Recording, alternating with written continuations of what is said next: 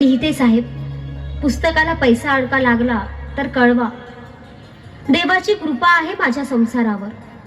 तुम्ही कबीरपंथी, देव मानत नाही, पण मी पौर्णिमेचा उपवास करते. तुम्ही परीक्षेत पास व्हावे म्हणून मी नवस केलाय साहेब.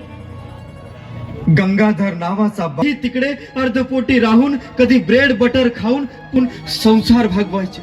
तरीही डॉक्टरच्या औषधीचे बिल, वाण्याची उधारी, ह्या दोन्ही व्यक्तीचा संसार दुःखातच सुखाचे मर्म शोधता शोधता काय अंत होईल याची कल्पना देखील कोणी करू शकत नव्हते.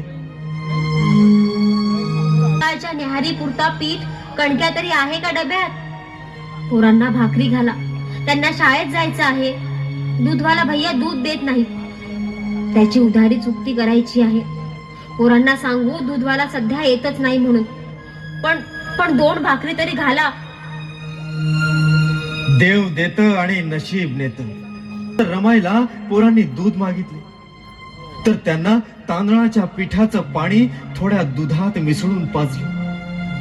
अशी बिकट परिस्थिती, त्यात रमाईची शारीरिक कष्ट, मानसिक तणावामुळे संसाराचं ओझं वाहता वाहता तब्येतच बिघडत चालली. काय करणार? डॉक्टर भीमरावांना रमाईला विश्वाचा महामानव घडवायचा होता. रमाई सारख्या महान विभूती दुःखी होत नसता, दुःखाला सुख मानून संसाराच्या ध्येयपूर्तीला आनतोंड देत असतात. अगं बाई लक्ष्मी, डॉक्टर पैशा विना औषधही देत नाहीये. काय करावं, कसं करावं? साहेब पैसे पाठविणार होते, अजून आले नाही. बाळाचा ताप लई वाढलाय ग.